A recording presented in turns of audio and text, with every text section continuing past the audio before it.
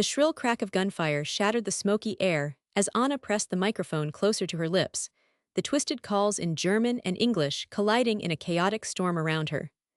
Sweat mingled with grime on her face, her hands trembling visibly as she clutched the radio receiver, a lifeline amid the merciless roar of war. Buried in a foxhole beneath a shattered tree, surrounded by the desperate cries of wounded soldiers and frightened civilians alike, Anna's voice was the fragile thread holding sanity together in the madness of battle. A single mistranslation here could mean death, not just for one, but for dozens, maybe hundreds. Yet no one spoke of the terror behind her role. They called her just a translator, but Anna was so much more. She was a silent guardian on the front lines of one of history's deadliest conflicts. How did she survive the fury of a battlefield where every word could be a weapon? And what terrifying truth did those in power desperately hide about her sacrifices? It was the winter of 1944, deep in the heart of the Ardennes forest. The air was thick with the biting cold, the scent of diesel engines, damp earth, and gunpowder smoke. The Battle of the Bulge raged with brutal intensity, an unrelenting storm of artillery, infantry, and unfathomable human desperation. Amidst this grand theater of war, a young woman named Anna found herself thrust into a role that demanded more courage than most men ever faced in combat. Fluent in German and English, her position as a frontline military translator was more than just bridging communication. It was about survival, about deciphering the razor-thin line between friend and foe. Anna's unit was embedded close to the front, where language barriers often bred confusion and catastrophe. Allied forces were closing in on a contested village, but rumors swirled of civilians trapped within, their loyalty uncertain and their trust fragile. The fragile alliances of war often hinged on delicate words, and Anna was the one charged with delivering them in the midst of bullets and bombs. It was a role shadowed by constant danger, not only from enemy fire, but from the heavy burden of every message she conveyed. The moment that shattered everything came with a sudden, deafening artillery barrage.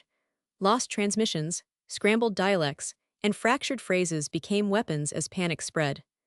Anna's radio crackled urgently, an intercepted message suggesting a civilian uprising supported by hostile elements. The commanding officer ordered a swift, brutal crackdown, but Anna's gut screamed that the message was a fabric of war's chaos. Every second counted. One misstep could unleash slaughter or doom the entire operation. Rushing against time, Anna crouched in the freezing mud, working furiously to untangle the threads of misinformation. Each phrase was a puzzle, each sentence a trembling voice from the edge of annihilation. She navigated between intercepted enemy codes and frantic Allied communications, deciphering elusive dialects and coded slang with the weight of lives on her shoulders. The tension was suffocating.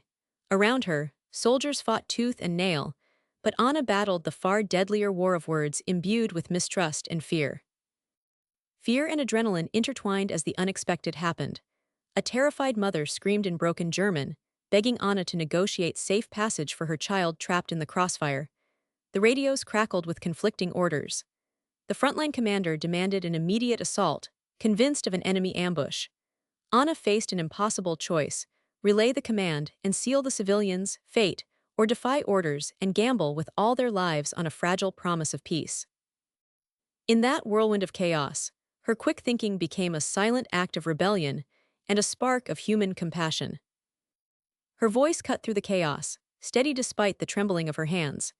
She conveyed the mother's desperate pleas and convinced the commander to halt the offensive, buying precious time. Allied soldiers formed a protective corridor, allowing civilians to escape, while Anna transmitted a careful, coded message warning of enemy positions masked among innocent refugees. Her rapid, precise translations averted a massacre and shifted the battle's tide. As machine guns roared nearby, Anna's role morphed from translator to mediator, protector, and unspoken hero. Every message she delivered was a lifeline. Every pause was a breath caught between survival and death. Her courage never wavered, even as exhaustion and fear threatened to overwhelm her. Yet in the aftermath, when the guns finally fell silent, Anna's story vanished into shadows, omitted from histories and official records. The terrifying truth was that those who controlled the narrative feared admitting the fragile human truths translators like Anna revealed.